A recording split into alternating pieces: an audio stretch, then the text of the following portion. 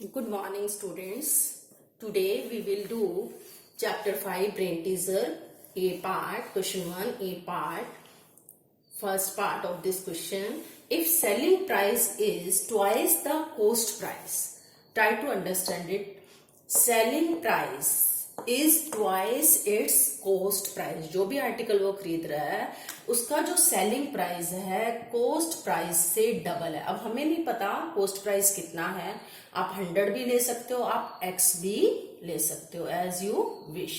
Suppose करो coast price अगर x rupees है तो सेलिंग प्राइस क्या हो जाएगा, इसका double. Double means 2x, right. और हमें क्या फाइंड आउट करना है, हमें फाइंड आउट करना है प्रॉफिट परसेंट. अब प्रॉफिट परसेंट फाइंड आउट करने के लिए सबसे पहले हमें प्रॉफिट फाइंड आउट करना पड़ेगा. तो प्रॉफिट क्या हो जाएगा, selling price minus coast price, यानी ₹2x minus x means 1x, right. 2x में से 1x माइनस करोगे क्या बच जाएगा, ₹1x. यही बचेगा ना, ₹1x. ठीक है. अब हमें क्या फाइंड आउट करना है, प्रॉफिट परसेंटेज. आप प्रॉफिट परसेंटेज फाइंड आउट कर सकते हो बाय अप्लाइंग फॉर्मूला.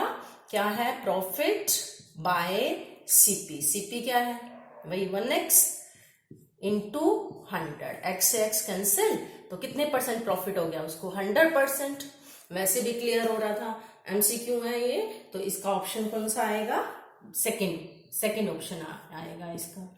ठीक है. 100% कैसे, कोई चीज का डबल प्राइस आप कर रहे हो तो प्रॉफिट क्या हो गया, 100% ही हुआ ना. Clear. Yes, I am taking C part. Selling price of 5 pence is equal to cost price of 4 pence. Here आपको प्राइस नहीं पता ना, तो आपको सेलिंग प्राइस पता है ना ही कोस्ट प्राइस पता है. सिर्फ क्या मालूम है, कंपैरिजन. अगर 5 पेंस सोल्ड करता है तो उसकी सेलिंग प्राइस क्या होता है, जितना की कोस्ट प्राइस है 4 पेंस का. ओके. अब आपको नहीं पता, इस टाइप के सम में कैलकुलेशन को इजी बनाने के लिए हम 1 रुपीज सपोज कर लेते हैं, तो कैलकुलेशन थोड़ी इजी हो जाती है, फ्रैक्शन में नहीं आता. अदरवाइज आप कुछ भी लेट कर सकते हो. Let cost price of 1 pen is ₹1. और आप कितने पेन उसने खरीदे, 4 पेन. कोस्ट प्राइस ऑफ जितने उसने सोल्ड किए हैं हम उतने ही उसका क्या फाइंड आउट कर लेंगे, कोस्ट प्राइस भी और सेलिंग प्राइस भी. ओके.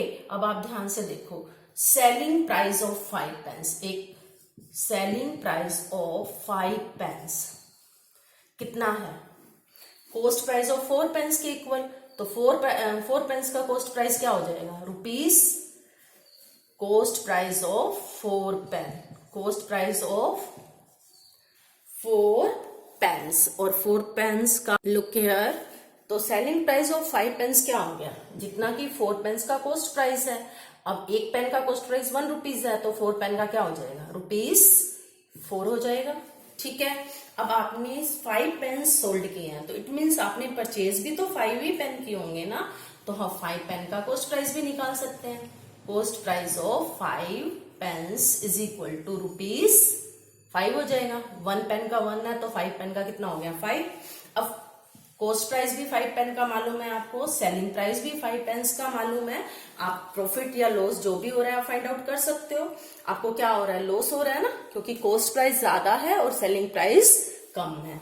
तो लॉस कितना हो रहा है बच्चे, लॉस देखो 5 रुपीज कोस्ट प्राइस है, 4 रुपीज सेलिंग प्राइस है, तो कोस्ट कितने रुपीज का हो गया, 1 रुपीज का हो गया ना.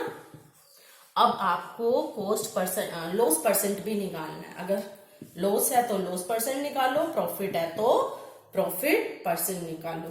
लॉस कितना है बच्चे, loss is equal to ₹1 divided by cost price कितना है 5 मल्टीप्लाई बाय 100, तो कितना आ जाएगा 20.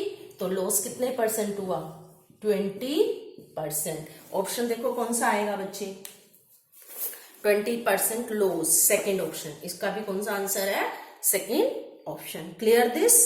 Now I am taking D part. बेटा in D part, look here, read the statement carefully SP including GST is rupees 420. GST 5%. Find the original price.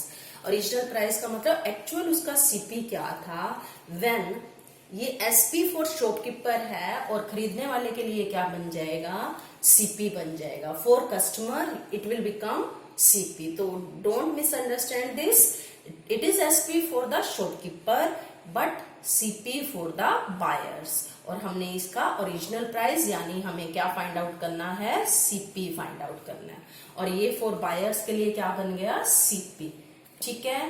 Price you can write here price including GST भी लिख सकते हो. तो original price और you can say that CP is equal to, क्या formula बताया था मैंने, प्राइस CP इंक्लूडिंग GST या price with GST. with GST multiply by 100 divided by 100 plus GST %. Okay, write down 420 into 100 divided by GST कितने percent है, 5%. तो 105 हो जाएगा. ये 4 की टेबल पे बड़ा इजिली कट हो रहा है. तो आंसर क्या आ गया आपके पास, ₹400. ऑप्शन है ना ₹400. तो इसका भी बी ऑप्शन है. ओके, इसका भी सेकंड ऑप्शन है. Clear this. Now we will take B part of problematic sum of B part. I am taking question C और B of B part. Yes, in the B part of B, question B, first B option, B part इसका ले रहे हैं हम. SP is given to this one and gain is 1/4 of the CP. Statement अब ध्यान से read करो. A fan is sold for ₹650 and gain is 1/4 of CP. CP जितना भी होगा हमें नहीं मालूम कितना है कॉस्ट प्राइस, उसका क्या है 1/4. ओके, तो आप लेट भी कर सकते हो CP. गेन परसेंट का पहले तो फॉर्मूला राइट कर लो, आपको इजी रहेगा. आपको क्या चाहिए पता चल जाएगा. Gain percent is equal to gain by CP. Gain by CP multiply by 100. यही होता है ना फॉर्मूला, मल्टीप्लाई बाय 100. यानी आपको गेन चाहिए, CP चाहिए. गेन आपको पता है 1/4 ऑफ CP, लेकिन CP नहीं मालूम तो लेट कर सकते हो. Let CP is equal to ₹X ले लें.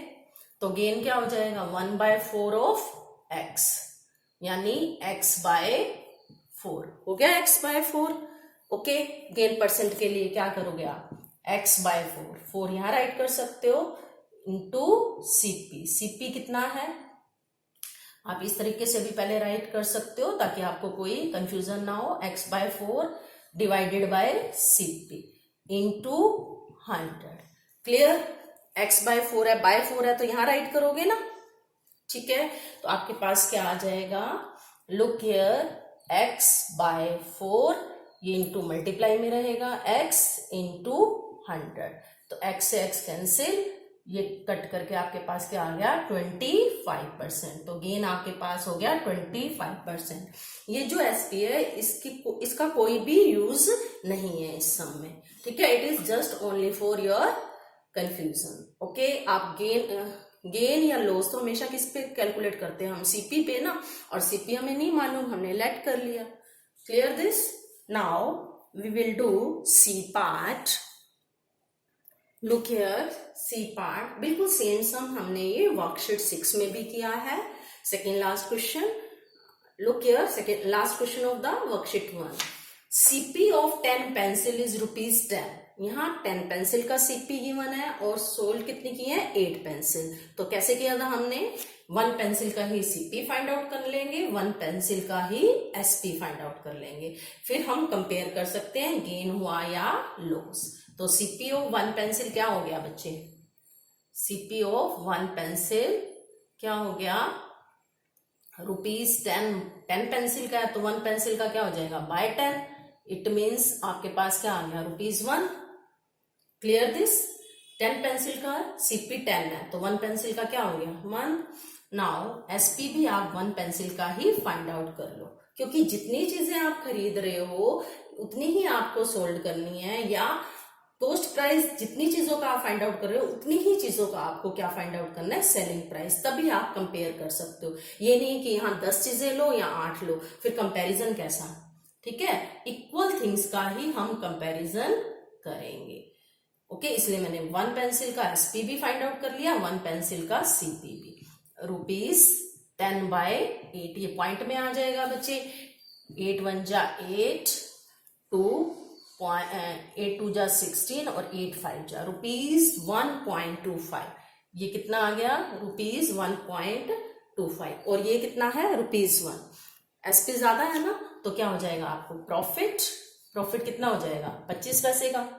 1.25 ₹1.25 माइनस ₹1, तो क्या होगा 0.25। ठीक है, ये रुपीज में आ गया। अब आपको क्या फाइंड आउट करना है, profit percentage. Profit percentage find out कर सकते हो आप। क्लियर दिस, बड़ा इजिली आप फाइंड आउट कर सकते हो। ओके, बाकी सारे क्वेश्चन डी और ई पार्ट बिल्कुल इजी है। In this way you will complete your brain teaser with hordes and revise the chapter 5. Next we will start chapter 7. Okay, have a nice day.